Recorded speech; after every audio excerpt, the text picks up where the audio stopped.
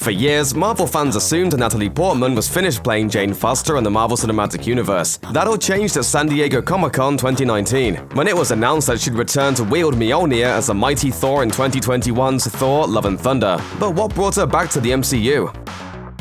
Natalie Portman was widely reported to be unhappy with Marvel while filming Thor: The Dark World. According to The Hollywood Reporter, Portman had championed director Patty Jenkins to helm the movie and was shocked when Jenkins was fired from the project. Portman wanted Jenkins to be the first female director in the MCU and was blindsided by Jenkins' termination, as she was allegedly not told ahead of time and only learned of it through news reports. Unable to leave the project due to contractual obligations, Portman stuck it out and completed The Dark World, but behind the scenes, she may not have been shy about her feelings regarding the whole ordeal. Still, in public, she never badmouthed Marvel. When asked about her relationship with the company in interviews, she was always expertly vague with her answers. Taika Waititi's Thor Ragnarok is wildly different from the first two Thor movies, which can't help but seem stuffy and downright dour compared to the visually splendid comedy feast Waititi gave us. Let's face it, Thor can sometimes be a bit boring. Sure, he's a god of thunder, but he's also been a kind of stick in the mud. Waititi, along with screenwriters Eric Pearson, Craig Kyle, and Christopher L. Yost, managed to keep the sweet innocence of Thor's character, but made him much more fun-loving and way less stiff. Baby! Moron! Big child. Thor, go! I am going.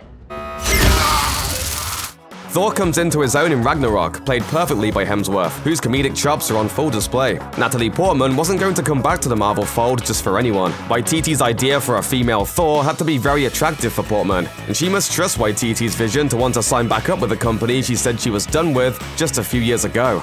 For the first time, female Thor. Please, welcome to the stage, Natalie Portman!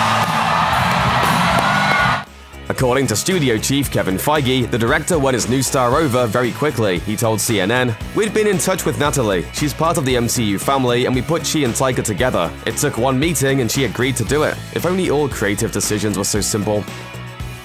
Jane Foster is a world-renowned astrophysicist, but she's often come off as a damsel in distress in the MCU, so it's not a surprise Natalie Portman spent years publicly ambivalent about returning to the character. That, combined with the fallout from Marvel firing Patty Jenkins, was more than enough to keep her away. But being offered the chance to play Jane Foster as the Mighty Thor provides Portman with so much more than just being regarded as Thor's ex-girlfriend. She gets to portray another female superhero in the MCU. She won't be seen as merely a love interest for Thor Odinson, she will be his equal. Portman has used her previous appearances as Dr. Jane Foster to inspire young women around the world to get involved in the sciences, so the thought of bringing Dr. Foster back and being Thor must have been very appealing.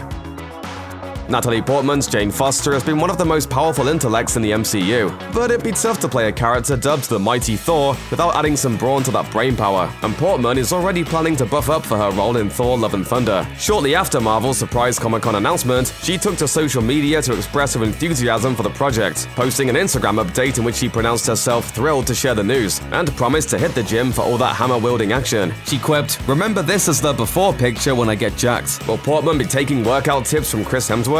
Only time will tell. But in the comics, Jane Foster spent her time as the Mighty Thor wiping the floor with a laundry list of powerful adversaries that included such heavyweights as Mangog, Malekith, the Phoenix Force, and even Odin himself. It'll take one heck of a gym regimen to prepare her for whatever she's due to face in Thor: Love and Thunder.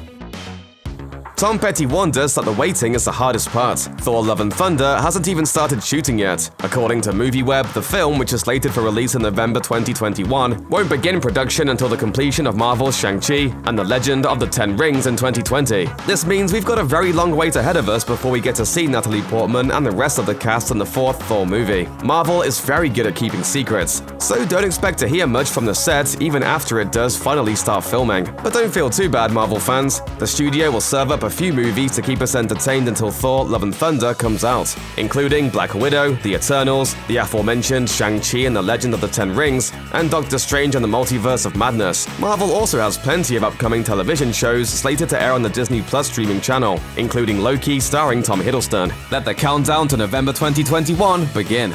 Check out one of our newest videos right here, plus even more Looper videos about the Marvel Cinematic Universe are coming soon. Subscribe to our YouTube channel and hit the bell so you don't miss a single one.